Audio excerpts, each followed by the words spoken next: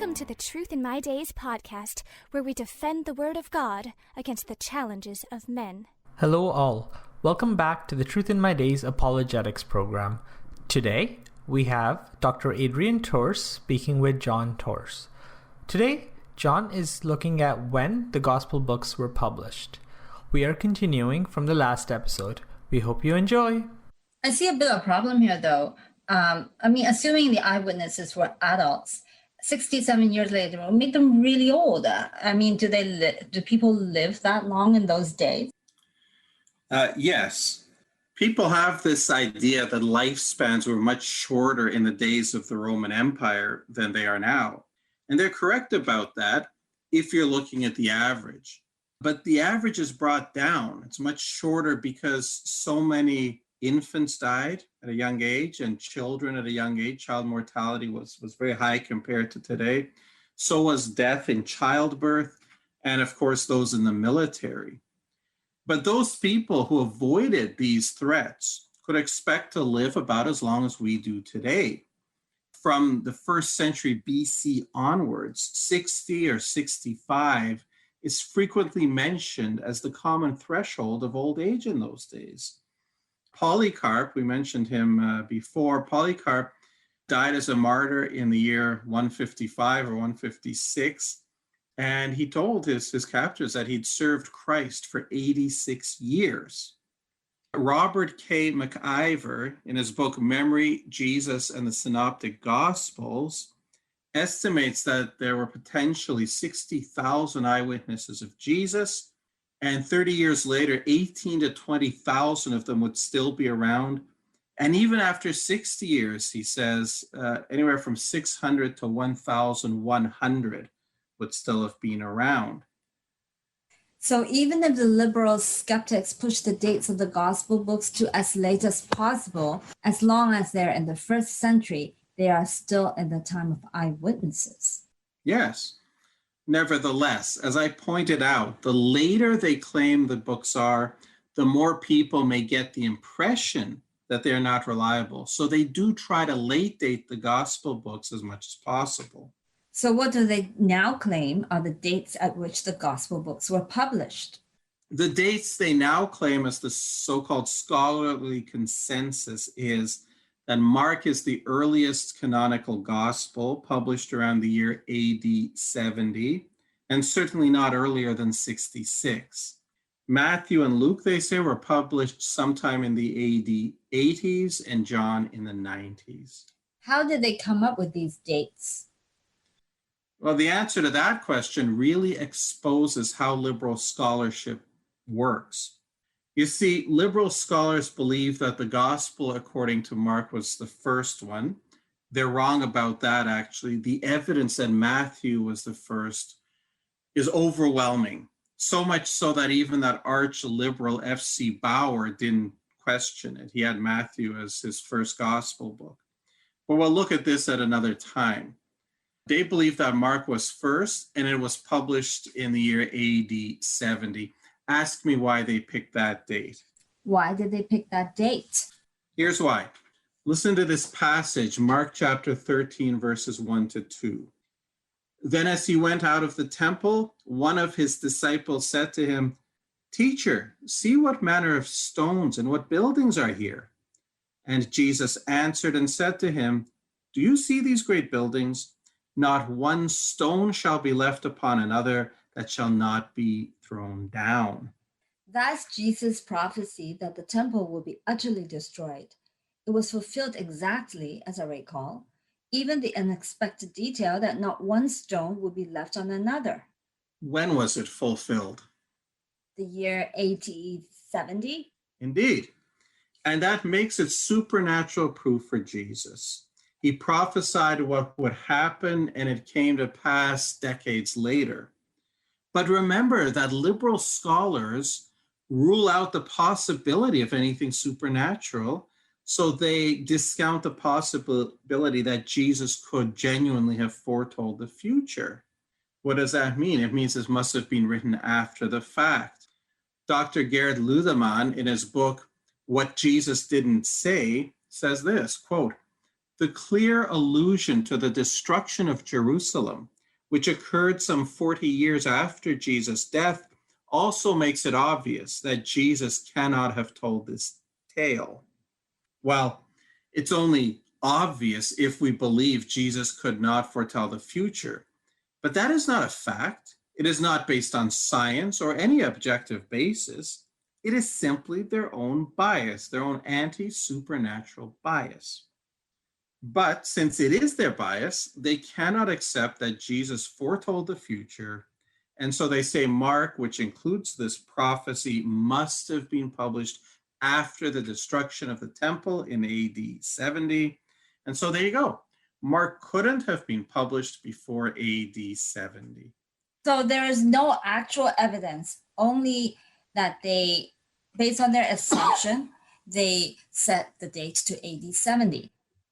No actual evidence. And you're welcome to check out their books to see that. You will find the dates being asserted.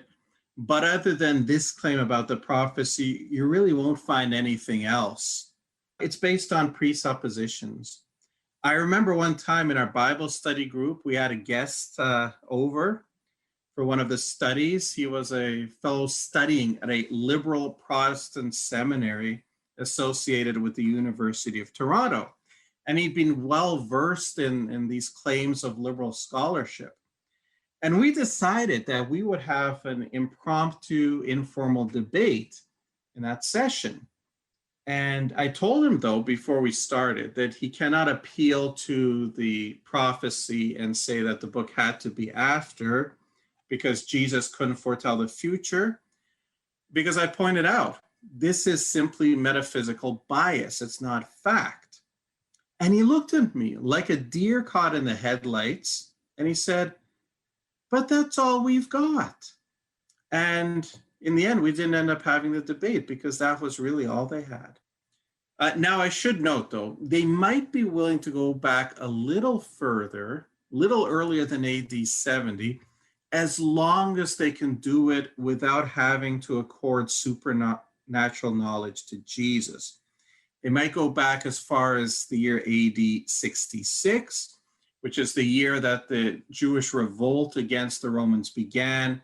And they would say at that point, a prescient person could see the destruction of Jerusalem coming. What about the other gospel books?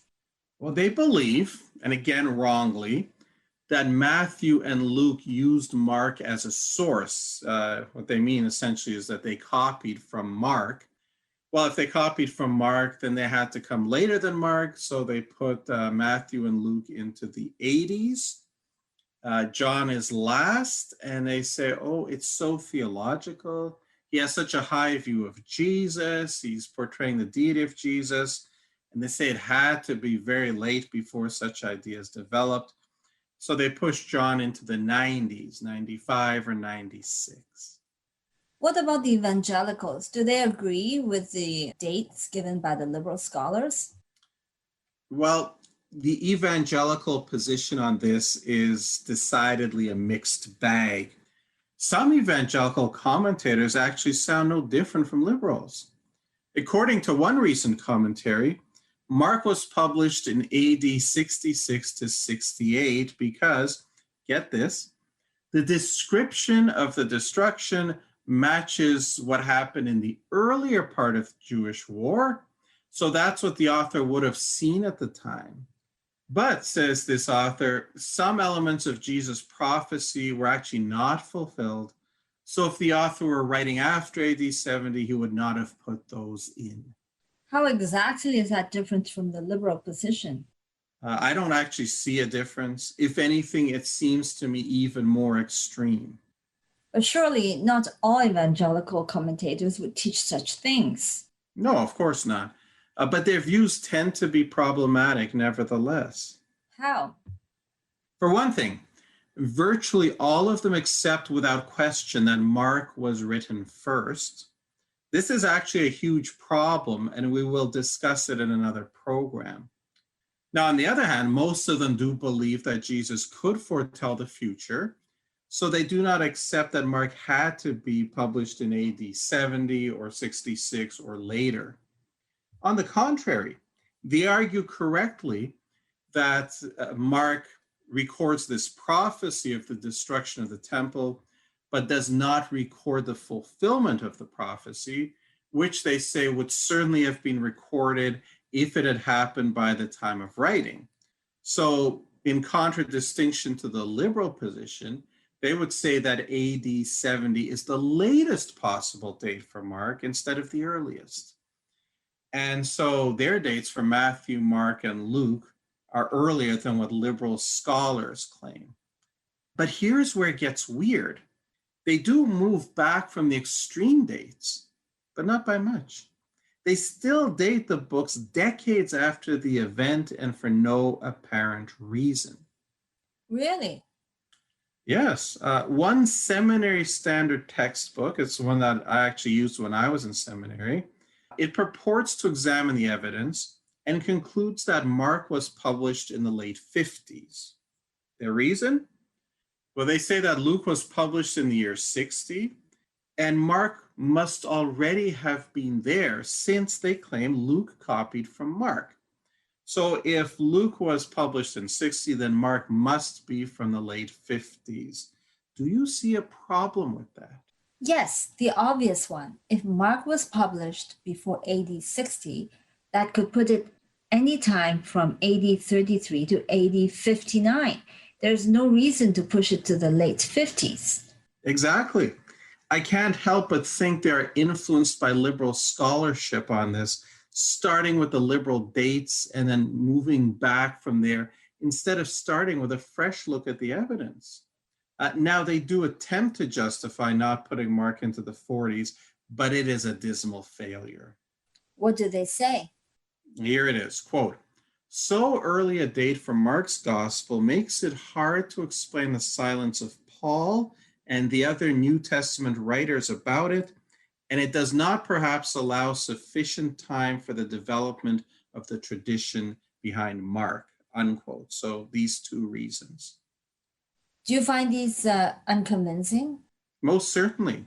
The first argument, the supposed silence of Paul and the other New Testament writers, is an argument from silence. And it's worthless unless there's a strong expectation that they should be mentioning it. Thank you, everyone, for listening today. Unfortunately, we have run out of time, but please join us for the next part tomorrow. Same time and same place. If you enjoy our content and think this is important material, the best compliment you can pay is by sharing this with your friends and family. This helps us out a lot. Also, if you enjoyed today's program, please like, comment, share, and subscribe to this podcast. We would love to hear from you. Thank you for listening to the Truth in My Days podcast with John Torse. We would love to hear from you. Please feel free to share any questions or comments you may have. You can reach us on Facebook, Instagram, MeWe, and YouTube. Simply search Truth in My Days as one word. Again, Truth in My Days as one word, no spaces in between. And you can connect with us. You may also visit our website for more comprehensive material and to learn more about our ministry. Our website is truthinmydays.com. Thank you.